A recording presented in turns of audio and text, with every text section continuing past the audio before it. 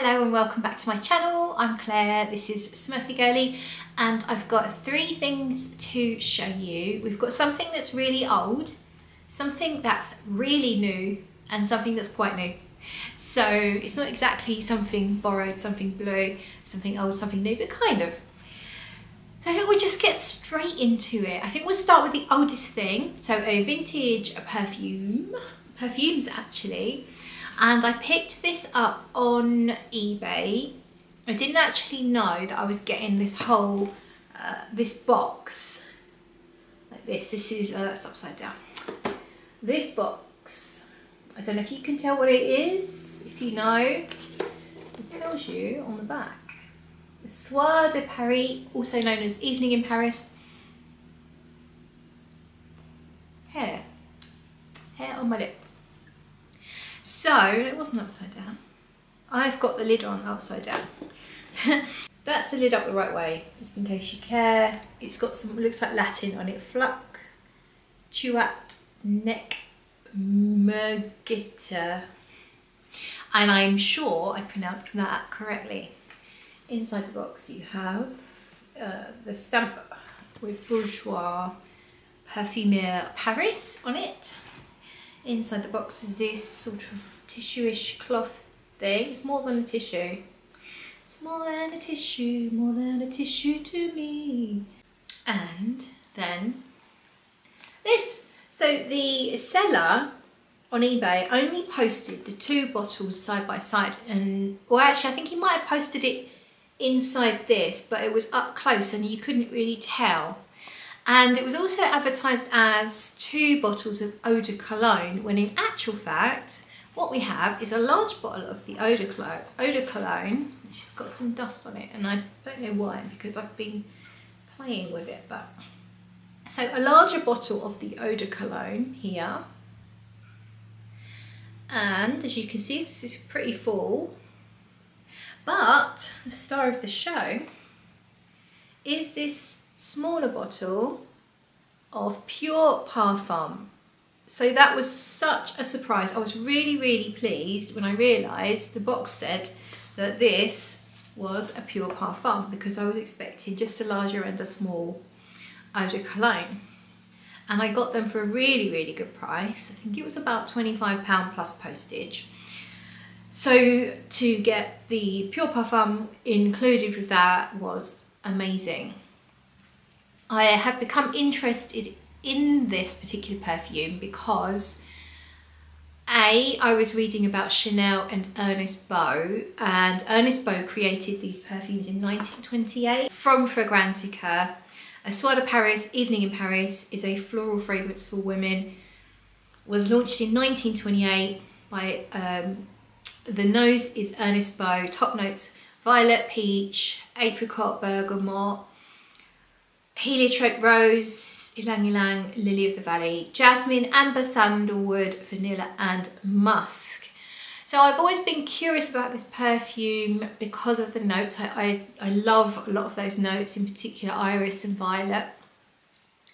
And I did manage to find a tiny miniature bottle quite a few years ago, which I gave to my dad's girlfriend because she had really fond memories of it linked with her mother. So her mum used to wear Soir de Paris, and she wanted to sort of track a bottle down to, or you know, just something that she could sniff, not necessarily wear.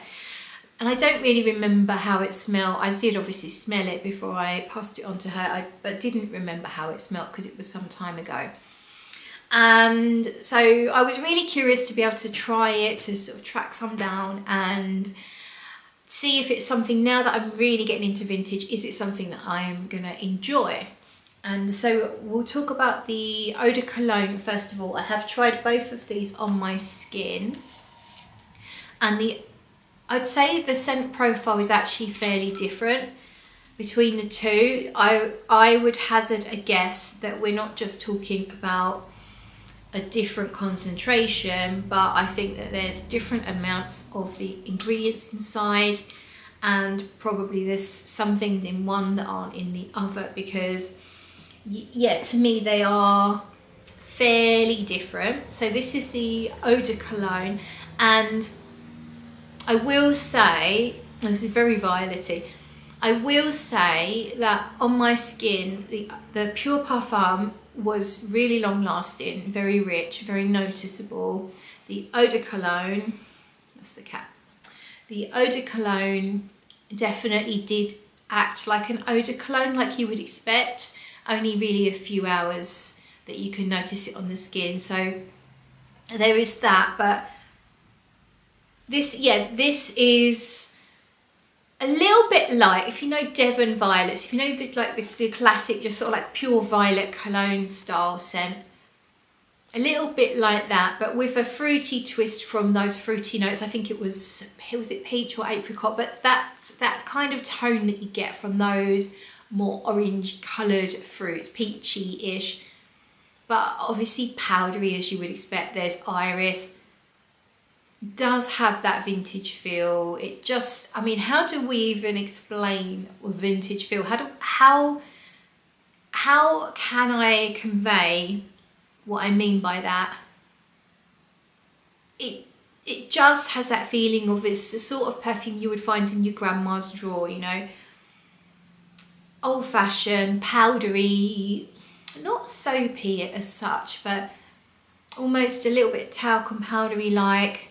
And maybe it's just that the way that the violets and the florals and the fruits all mixed together, and this sort of just general powderiness. I don't think I find it aldehydic. My cat is really after some attention all of a sudden. I don't find it aldehydic. It wouldn't surprise me if there's a touch in there. I mean, Ernest Beau, famous for Chanel No. 5, putting in a whole ton of aldehydes into that fragrance and other fragrances for Chanel. So it might be that there is some in there that give it a little bit of a lift, because it's definitely a lighter, airier fragrance than, say, the Pure Parfum.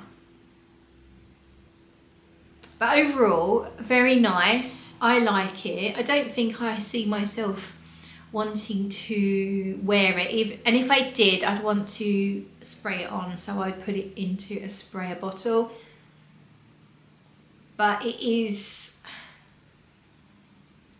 really nice. There's a chalkiness to it, which I like. And it has a similar feel to Eau de Joie, which I had a small bottle of from Jean Pateau. I had a vintage bottle of Eau de Joie. Something in common with that. Overall, really, really nice. Lovely to be able to test it out. But the Pure Parfum is where it's at. So let's pop some on the paper. I did, as I said, I tried them on skin, but we're going to just put them on paper for now because I have a few things to test. I don't currently have any perfume on. I am fairly fresh from the shower, so there's nothing to get in the way of my nasal receptors. So I can just smell these with no distractions, apart from the cat, but she doesn't really smell. Not unless you get up close, or she yawns in your face. That's kind of gross. So this isn't lifting as much from the paper straight away. Like, it feels like it needs a little bit longer to sort itself out. And it is more irisy, it's more green, it's like a green touch to this, and there is a dampness to it. There's a mushroomy feel, not exactly earthy, but that sense of being a little danker, whereas the Eau de Cologne was more livelier. Now, when I was wearing this on my skin, I felt like I got some cumin from it. It's not listed, and it wasn't a really like blatant clear cumin. I wouldn't have bet any money on there being cumin in there, but it felt like there was something that's a little animalic, but not in like the civic castoreum direction. It felt more like that sort of curry / cumin, but underneath everything else, just giving it a little sort of dirty edge. This is really nice. It's not as violety as the Eau de Cologne, it's not as fresh. It is violety still, but it just has this darker and, as I said earlier, sort of mushroomy like feel. It feels much more irisy than the Eau de Cologne. On my skin it was really long lasting and quite strong. Even though I'm dabbing it on, it was definitely sort of projecting off my wrist. So it's one that I think that if I was to wear it, I actually wouldn't decant it and spray it. I think I would be happy to dab it on because it's quite strong. I prefer this because it's more interesting, because it does have what I feel like is a slightly animalic feel to it. That just makes it a little more edgy.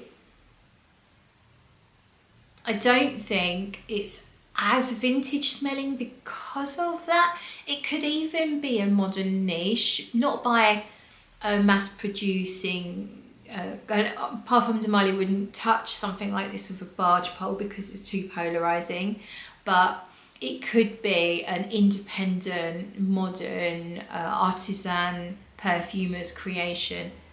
And it smells like it's made with really good materials. I mean, I don't know obviously what's in here, but obviously back in those days they didn't fill everything up with like dry, scratchy aroma chemicals that they do these days. It's very smooth. It's powdery, but in a very smooth way. So imagine that you finely milled a powder and then you kind of mixed it with a little tiny bit of water to create a smooth paste. That's the feel I get. And I think of the texture of moth wings. I don't like moths, they scare me. I don't know why, I know they can't hurt me, but they freak me out with their all over the place nests. And they're just stupid as well. Sorry to all the moth lovers out there. But it kind of makes me think about moths. And I think that's to do with the powderiness of their wings. And so that they come out at night. So it doesn't feel like butterflies, you know, summer days and beauty and nature and clean. It's more of a darker, old cupboards kind of feel. Like you open up an old cupboard in an old house and all the moths fly out. But still it's pretty because of this lovely violet and iris, and the light fruitiness in the background only adds a tone, a fruity tone. Don't expect to feel like you could smell a real peach or anything like really fresh or very natural. It's just a general overall kind of, and I would say it's peachy more than anything, but it's very subtly blended in with the sort of powdery iris and violet stuff that's going on in there. So really, really interesting to try these. Let's then move on to something brand new. I have got the latest offering from Francesca Bianchi. She's very kindly sent me a sample here of Voluptuous Oud. I've got the notes and all of that stuff. I haven't tried it. I'm going to try it now. I will put it on paper first because I typically don't always love oud dominant perfumes, and so we are not going directly on skin. I love Francesca Bianchi. I love her creativity. I love so many of her perfumes, but some of them can go too far into the animalic realm for me, or they might just be not my kind of note. And so we're going to spray it first before I read the note listing, see if I pick anything out in particular apart from the oud, and then we'll have a look at the notes. So let me know if you've tried this. Oh, it's in the air, it smells like a bit like honey, maybe immortelle. Okay, I don't at the moment pick up anything animalic or really obviously oudy. I feel like I'm smelling something like honey. Definitely something sort of sweet and bright. It could be honey, hay. Yeah, honey and hay. Oh, there is an undertone of real oud. So I know she used real oud, but it's a gentle undertone. And I like, if you're gonna give me an oud, please make it natural, because all the accords I've smelled, oh, something in my eye. This keeps happening, things keep falling in my eye, it's getting really annoying. Oud accords, those sort of synthetic ouds that get put into a lot of mass-produced perfumes, I just can't bear them. I find them overbearing, sickening, sickly, it's just something about, and some oud accords are just a mixture of maybe patchouli and some other things, which is okay, but I don't particularly like. This is so much better. When you put a real oud, it's more natural smelling. Oh, I mean, that kind of goes without saying, but oftentimes it makes me think of muck spreading. When you're out in the country and the farmers are out spreading muck around, I get that from a lot of oud, real natural oud fragrances, and I don't mind that. That doesn't bother me because it smells natural. It's like my senses are totally okay with it. Obviously I wouldn't really want to smell exactly like I'm covered in animal feces. I mean, some people do, I don't. But as an undertone in a fragrance, I can totally go with it. Okay, this is deepening up. This is a complex fragrance. I don't know what I'm smelling. I think I'm smelling a floral, maybe a ylang-ylang. Definitely quite sweet. I wasn't expecting it to be this sweet. So it smells yellow, and I'm thinking hay, I'm thinking ylang-ylang, I'm thinking honey. And that oudy undertone, very, very, very subtle at the moment.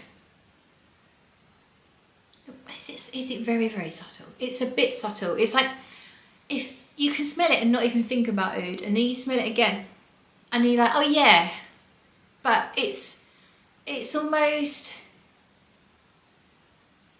yeah, it's a touch.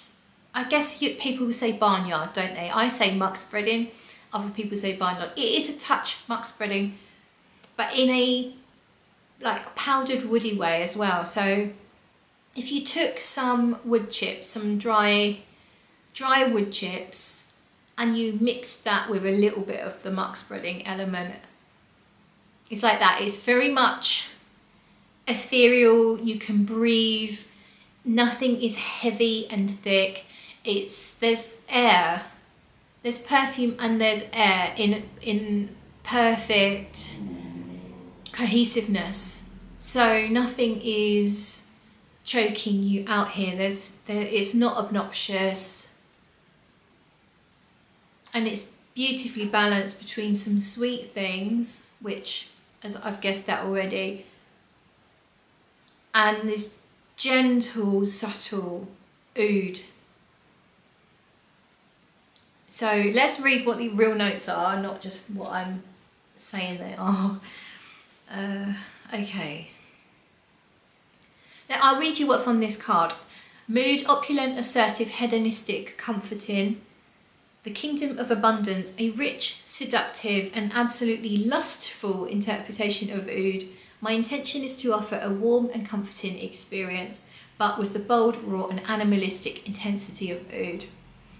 Olfactory profile, woody, leathery, fruity.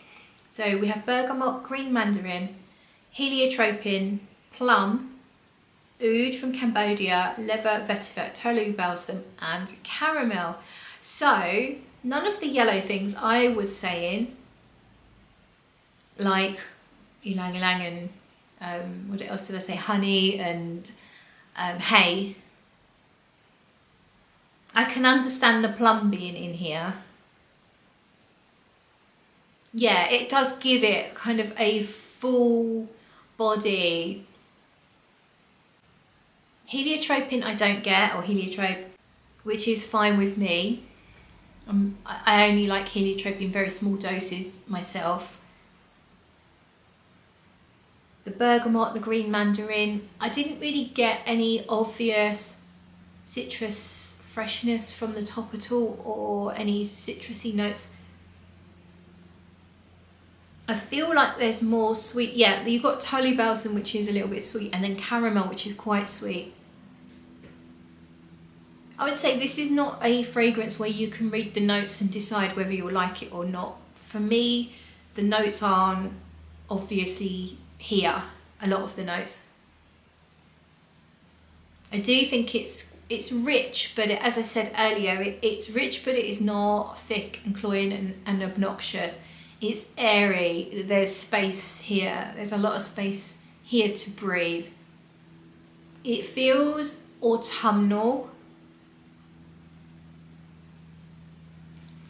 I think it's sweeter than most people will expect, and I don't specifically pick out the caramel. We are going to go on skin with this. Now I know it's safe. It's safe for me to wear this one on skin, so we are going to go on skin. And because sometimes on skin you will pick out different notes, sometimes on skin there's a reaction and it can be better than on paper or worse. And yeah, it's a different experience, of course. So let's, yeah, I get more of the oud straight away on my skin. Yeah, my skin is bringing out the funkiness of that animalic sort of muck spreading,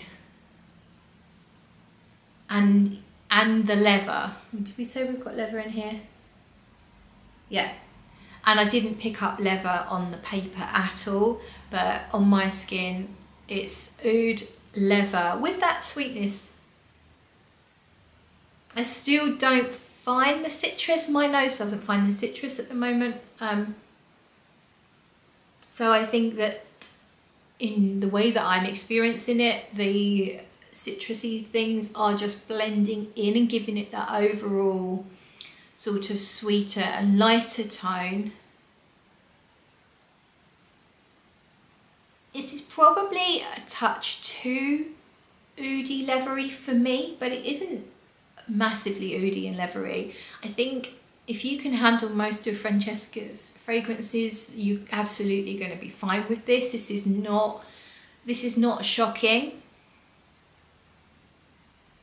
I think on my skin I feel a little bit of smokiness that I didn't get on paper,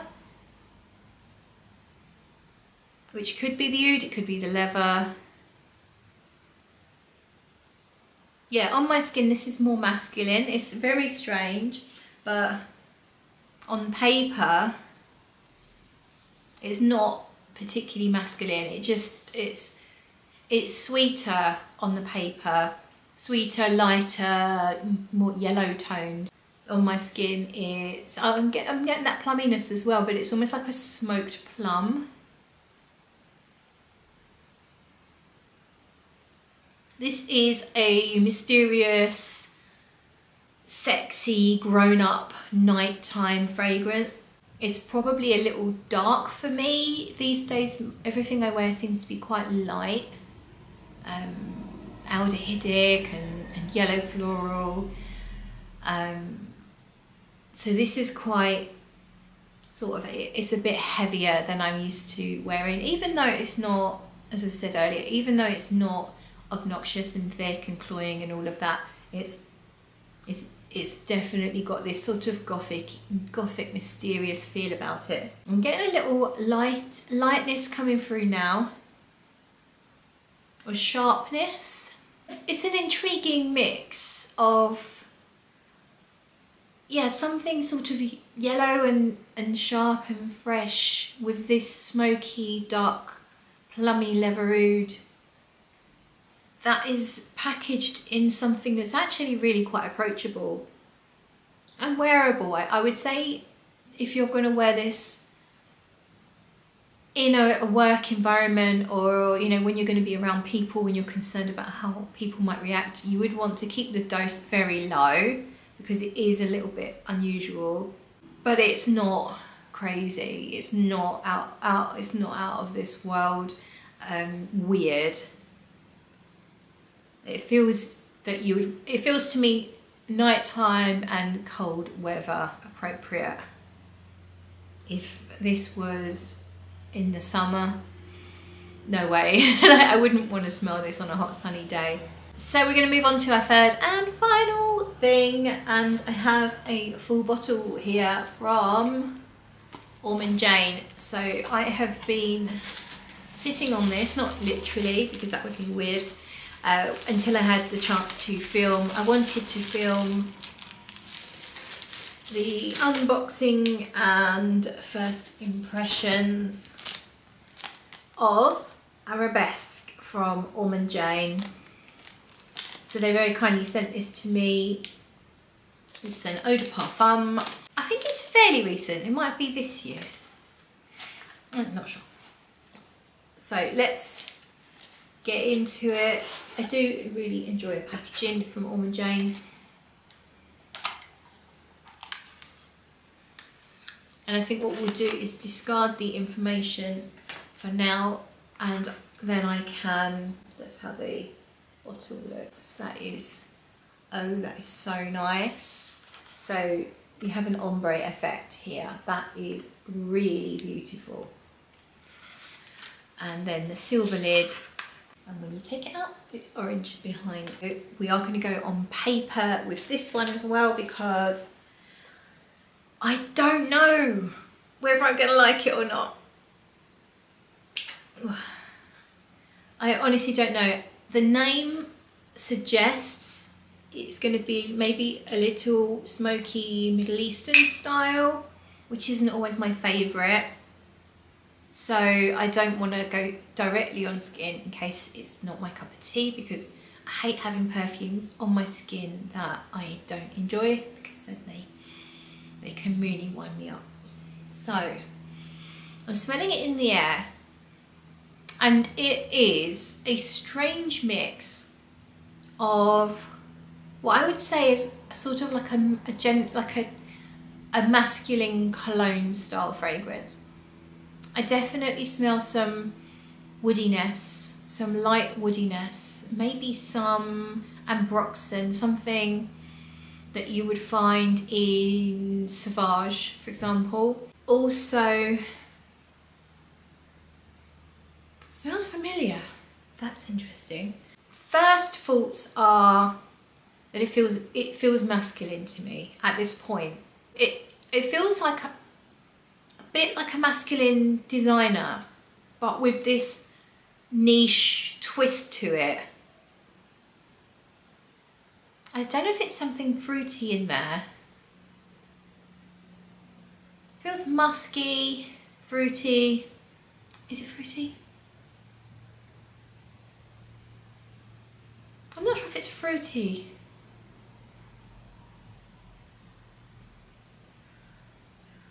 I really can't figure this out at all. It's like a clean musk-ish, clean musk. It's getting better as it's settling. So initially I said a bit like ambroxan Sauvage. That feeling is, everything's becoming more cohesive, and that feeling is kind of slightly going away at the moment. I do feel like there might be an oud accord in here, but not like the Francesca Bianchi one, which smelled very natural. This could be a touch of a synthetic oud, but it's very lightly done. It could even be a sort of a patchouli a mix of patchouli and some other things to make it feel a bit oudi. So yes, it does have that Middle Eastern feel, but not in a really smoky way that some of those fragrances can be. At this point, I wouldn't call it smoky. It's more approachable than that. So I feel like I'm smelling woods, musk, and oud accord, but very subtle. And no, I don't think it's fruity. I don't know why I thought it was fruity. There might be a floral in here. Like a jasmine, maybe. It does have a mysterious feel. It's slightly incensey, but as I said, not really smoky. So like unsmoked incense. Right, let's read the information. Ormonde Jayne Arabesque perfume is an olfactory journey through the enchanting mystical Middle East and based on flowers, fruits and woods. Okay, so there are fruits in here together and found in Islamic art. Top note is a vivacious and energetic blackcurrant. Okay, maybe. Skillfully blended with a citrus aroma of bergamot and a spicy shot of black pepper. Okay.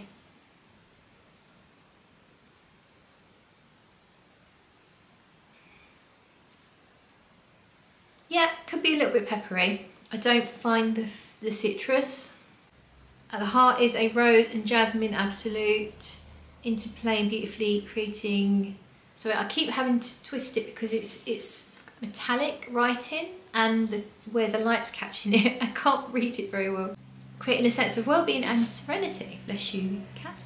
A ground force of base notes, musk, moss, patchouli, and oud form a classic foundation for the complex scent to build upon its interlacing rhythmic foliage. Okay, so it has calmed down nicely. I do get a hint of an earthiness in there. I get something really smooth and clean and kind of musky. The oud accord is, even though it's in the base, it's not quite so obvious. That oud patchouli, it's not really heavy. I'd say it's clean. It's a clean fragrance for a Middle Eastern. It's like a cleaned up Middle Eastern style fragrance, because there is this musky, something that's somewhere between ozonic and musky. So that in itself is sort of a freshness, like a light freshness in here. This is not smoky. I know I keep saying that, but I think when I think Middle East style perfumes, I'm thinking they're going to be smoky.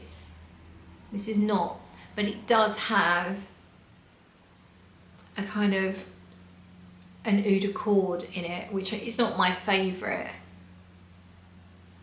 It does smell a bit, yeah, I don't know. I don't know if there's a synthetic oud in here, if the oud is created from patchouli, but my preference is for the oud in Francesca Bianchi's perfume. Obviously these are produced on a much larger scale, and any floral in here, so you have rose and jasmine, is definitely kept to a minimum, like it's not really obvious. I will try this on skin. So Arabesque is going to go on my right hand. The sprayer is fabulous, you have control, which is great. I like to be able to dose my perfumes accordingly. I think that's really important. If something is really, really strong, then I only want to spray a tiny bit, and you can do that with this. So we are gonna let that settle for a moment.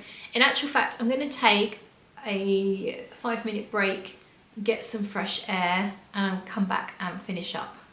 Okay, so I just had a 5-minute break and a little bit of a breather, just because I've obviously been spraying quite a few perfumes, and I have, so obviously had a chance to let this settle on my skin. And I have some thoughts about this perfume. So Arabesque, it is not quite my cup of tea because it's not my usual profile. I tend to wear fragrances that are more floral than this. And I know we have 2 florals in here, but they are not the main players. They are maybe adding to the mix, but the general feel of this is, to my nose, more of a very cleaned up and easy to wear Middle Eastern style fragrance. So it's more of an oud patchouli accord with a clean, smooth musk in here.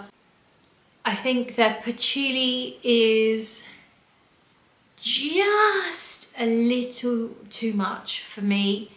And when I say that, I really do mean, I think if there was more of the rose and the jasmine, they would then overpower the patchouli, and I would be fine with the dosing of the patchouli. But the way it is at the moment, that sort of patchouli oud isn't quite for me. But I can see this, I can really picture this being quite popular and quite well liked amongst beginner niche enthusiasts. So if you're used to the designer realm and you're not quite ready to go down like a really weird rabbit hole, and you don't want to start exploring, you know, natural ouds and really animalic fragrances, if you want something that is approachable, wearable, but still a little more refined and sophisticated than a typical designer fragrance, then I think this might suit you. I don't hate it, it's just not my cup of tea. I don't find it too molecular. Quite a few of the Ormonde Jaynes can be more on the molecular side, and I don't feel like this is one of those. I'm sure it probably does have certain aroma chemicals, but there's nothing jumping out that's really bothering me in that respect. It doesn't feel like it has any of the really dry, scratchy ones that bother me. I think it's got a little tang to it, it's got a little chew to it. It's hard to explain what I mean by that. I think most people would see this as masculine. Some people will definitely see it as unisex, and of course anyone can wear anything. But if you're thinking of in traditional terms of what people are used to in this day and age, if this was on the shelves of Debenhams, I think that the average customer that's just smelling everything would probably say it leans masculine. Definitely woody. Woodiness about it, sort of almost pencil shavings and wood shavings. A little, as I say, there is a tang. It's kind of something, there's something a bit exciting about it. There's something a bit sexy about it. So that is my thoughts on those 3 fragrances. Let me know if you tried any of them and what do you think. I do have a discount with Ormonde Jayne. It's via the link that I'll put in the description box. I think it gets you 10% off. And that is it. Thank you so much for watching, and I'll see you in another video. Bye! Just wanted to do a quick final thought. I have now been wearing both perfumes on my hands for a couple of hours at least, I'd say 2 or 3 hours, and I have some updates for you. So we'll start with this one, which is the Francesca Bianchi. And the thing I noticed about this is it is quite sweet. I think the heliotrope started to come out not long after I came away from filming. I definitely got this cherry, like sweet cherry-like feel from it, which I think is heliotrope, because it was almost almondy as well. But it didn't really stay that sweet, that cherry-like for that long. And I really feel a presence here of Immortelle. It's not listed, but I really feel like I can smell that syrupy, maple syrup-like Immortelle smell. So I'd be curious to know if there is any in here. Now though, it's not quite as sweet as it was. And there's an earthiness So yeah, literally a little bit like a slightly damp earth in the woods. So the oud nest that was a bit like muck spreading has now, it's either morphed into this earthiness, or I don't smell the actual oud anymore. And it is sweetened though, so it's a sweetened earthiness. It's a very, very pleasant, but it's not quite my thing. It's not the kind of thing I would normally wear. I tend to wear more floral things, as I said before. So let's move on to the other one. So the Ormonde Jayne, I felt like there was a touch of saffron in there. I smelt this kind of sweet, spicy thing that I associate with saffron. That I don't think was a listed note. And unfortunately, it has really fallen into that molecular bracket and very much the modern, masculine, appealing, molecular type fragrance. I can't tell you exactly what molecules I think I'm smelling, but I would say that they're all the woody type, sort of slightly sweet. Maybe a little bit of that one that's in By the Fireplace. It's sort of like a sweetened wood. Not exactly smoky. But yeah, something like that. And maybe, yeah, as I said, maybe something a little saffron-like, but definitely quite woody, dry, not really scratchy. It's not making me thirsty when I smell it. It's a little bit strong. It's definitely projecting. So I've noticed all day as I've moved my arms around, it's quite a strong projection from it, which you do get from a lot of the sort of very popular aroma chemicals that are used these days. But it is just not my cup of tea because of that, because I just don't really enjoy a lot of those particular aroma chemicals, the more woody ones, the more sort of ambery ones. So I do still stick with my initial opinion that this would suit someone who's looking to delve a little deeper into their fragrance game from designer, but it doesn't, it wouldn't suit someone who's much more interested in more independent perfumery. That's it.